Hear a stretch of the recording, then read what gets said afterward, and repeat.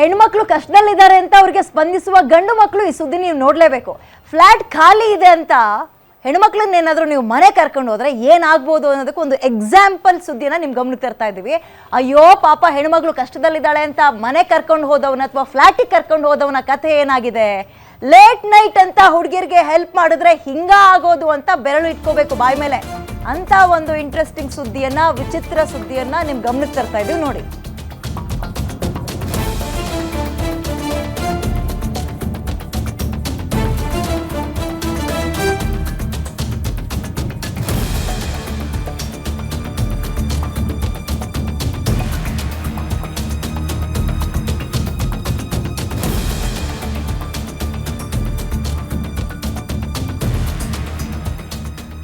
ರಾತ್ರಿ ತುಂಬಾ ತಡ ಆಗಿದೆ, ಹೆಣ್ಮಗಳು ಒಬ್ಳೇ ಇದ್ದಾಳೆ, ಸದ್ಯಕ್ಕೆ ಸಹಾಯ ಮಾಡೋಣ ಅಂತ ಫ್ಲ್ಯಾಟಿಗೆ ಕರ್ಕೊಂಡು ಹೋಗಿರೋ ಬೆಂಗಳೂರಿನ ಬಡಪ ಯುವಕನ ಕತೆ ಹೆಂಗಾಗಿದೆ ಅಂದ್ರೆ, ರಾತ್ರಿ ಹುಡುಗಿರ್ನ ರೂಮಿಗೆ ಕರ್ಕೊಂಡೋಗಿ ಅಥವಾ ಫ್ಲ್ಯಾಟಿಗೆ ಕರ್ಕೊಂಡೋಗಿ ಇಟ್ಕೊಂಡಿದ್ದ ಅಂತ ಅಮಾಯಕನಿಗೆ 5,000 ರೂಪಾಯಿ ದಂಡ ಬಿದ್ದಿದೆ ಅಪಾರ್ಟ್ಮೆಂಟ್ ನಿವಾಸಿಗಳ ಸೊಸೈಟಿಯಿಂದ. ಸಾಮಾಜಿಕ ಜಾಲತಾಣದಲ್ಲಿ ತನ್ನ ಕಹಿ ಅನುಭವವನ್ನ ಪಾಪ ಈ ಹುಡುಗ, ಬ್ಯಾಚುಲರ್ ಹುಡುಗ ಈಗ ಹಂಚಿಕೊಂಡಿದ್ದಾನೆ. ದಂಡದ ಬಿಲ್ ಪ್ರತಿಯನ್ನ ಕೂಡ ಶೇರ್ ಮಾಡಿದ್ದಾನೆ. ಸೊಸೈಟಿ ವಿರುದ್ಧ ಯುವಕ ಬೇಸರ ವ್ಯಕ್ತಪಡಿಸ್ತಾ ಇದ್ದಾನೆ. ನಮಗೂ ಅರ್ಥ ಆಗಲಿಲ್ಲ, ಹೆಣ್ಮಕ್ಳು ಸಹ ಕಷ್ಟದಲ್ಲಿದ್ದಾರೆ ಎಂದಾಗ ಹಣದ ಸಹಾಯವನ್ನೋ ಕೆಲಸದ ಸಹಾಯವನ್ನೋ ಮಾಡೋದು ಓಕೆ, ಈಗ ಕರ್ಕೊಂಡೋಗಿ ಫ್ಲ್ಯಾಟ್ನಲ್ಲೇ ಬಿಟ್ರೆ ಯಾರು ಸಹಿಸ್ಕೊಳ್ತಾರೆ? ಹಂಗೆ ತಗೊಂಡೋಗೋದ ಸಾಫ್ಟ್ ಕಾರ್ನರಲ್ಲಿ?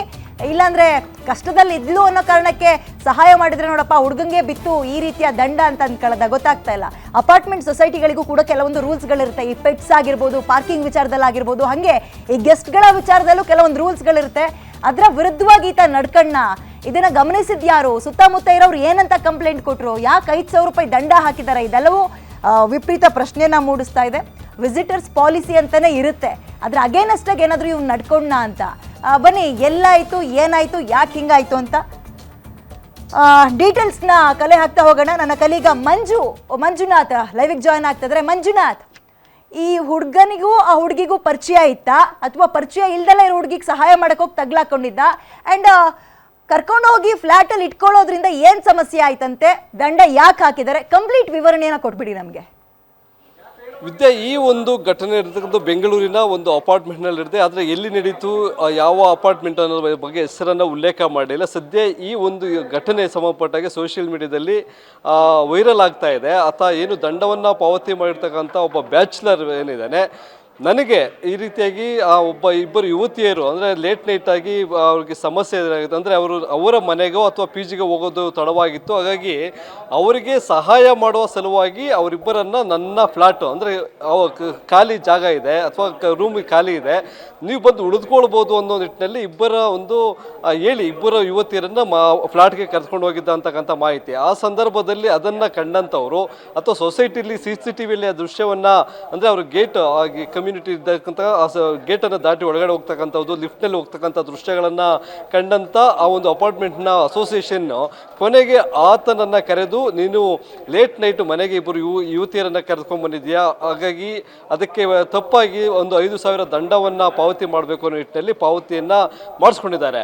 ಈಗ ಸದ್ಯ ಏನು ಆ ದಂಡ ಪೇ ಮಾಡಿರ್ತಕ್ಕಂಥ ಒಂದು ರೆಸಿಪ್ಟನ್ನು ಇಟ್ಕೊಂಡು ಆತ ಕೆಲವೊಂದು ಅಂಶಗಳನ್ನು ಉಲ್ಲೇಖ ಮಾಡಿದ್ದಾನೆ. ಇದು ತಪ್ಪು ಅನ್ನೋದು ಅಂದರೆ ಇಷ್ಟು ಸಣ್ಣ ವಿಚಾರ ದೊಡ್ಡ ತಪ್ಪು ಅಂತ ಭಾವಿಸಿರಲಿಲ್ಲ. ಅವರು ದಂಡ ಹಾಕಬೇಕು. ಯಾಕಂದರೆ ನಮ್ಮಲ್ಲಿ ಈ ರೀತಿಯಾಗಿ ನಮ್ಮ ಅಪಾರ್ಟ್ಮೆಂಟಲ್ಲಿ ಈ ರೀತಿಯಾದಂಥ ರೂಲ್ಸ್ ಇದೆ.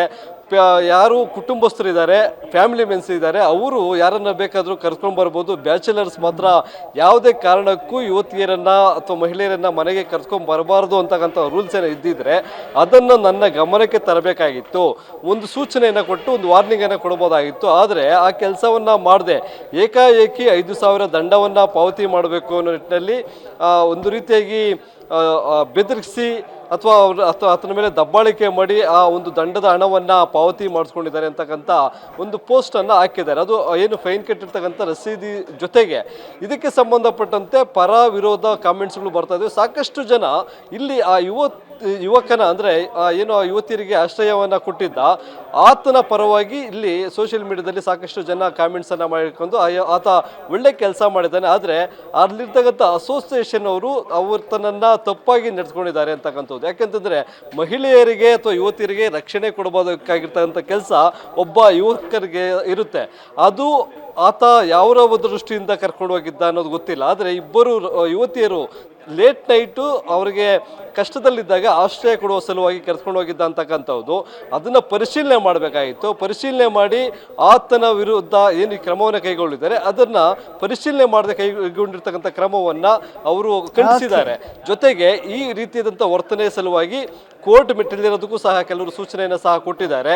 ಇಲ್ಲಿ ತಪ್ಪೇನು ಕಂಡು ಬರುತ್ತೆ, ಅಥವಾ ಆತ ಏನಾದರೂ ಅಲ್ಲಿ ಅಸಭ್ಯವಾಗಿ ನಡ್ಕೊಂಡಿದ್ದು ಅಥವಾ ಬೇರೆ ಬೇರೆ ಏನಾದರೂ ಚಟುವಟಿಕೆಗಳ ಹಿನ್ನೆಲೆಯಲ್ಲಿ ಕರೆದುಕೊಂಬಂದಿದ್ದ ಈ ಸಂಬಂಧಪಟ್ಟ ಹಾಗೆ ಪರಿಶೀಲನೆ ಮಾಡಿ ದಂಡವನ್ನು ಹಾಕಬೇಕಾಗಿತ್ತು. ಆದರೆ ದಂಡ ಹಾಕುವಂಥ ಪ್ರೋಸೆಸ್ ಇದೆಯೋ ಇಲ್ಲ ಅನ್ನೋದ್ರ ಬಗ್ಗೆ ವಿಚಾರಣೆ ಮಾಡಬೇಕಾಗಿತ್ತು ಅಂತಕ್ಕಂಥ ಒಂದು ಸೂಚನೆಯನ್ನು ಕೊಟ್ಟಿದ್ದಾರೆ. ಮತ್ತೆ ಅವರು ಕಾಮೆಂಟ್ಸ್ ಅಲ್ಲೂ ಅಷ್ಟೇ, ನೀವು ಕಾನೂನು ಹೋರಾಟ ಮಾಡೋದಾದ್ರೆ ಅದಕ್ಕೆ ಬೇಕಾದಂಥ ಸಹಾಯವನ್ನು ಸಹ ನಾವು ಕೊಡ್ತೇವೆ ಅಂತಕ್ಕಂಥ ಒಂದು ಭರವಸೆಯನ್ನು ಸಹ ಕೊಟ್ಟಿದ್ದಾರೆ. ವಿದ್ಯಾ, ಓಕೆ, ಧನ್ಯವಾದ ಮಂಜುನಾಥ್ ಡೀಟೇಲ್ಸ್ಗೆ. ವಿಸಿಟರ್ಸ್ ಪಾಲಿಸಿ ಅಗೇನೆಸ್ಟ್ ಆಗಿ ಈತ ನಡ್ಕೊಂಡಿದ್ರೆ ಕರೆದು ವಾರ್ನ್ ಮಾಡಬೇಕು, ಇಲ್ಲ ಇಲ್ಲಿ ನಿನಗೆ ಜಾಗ ಎಲ್ಲ ನಡಿ ಅನ್ಬೇಕು.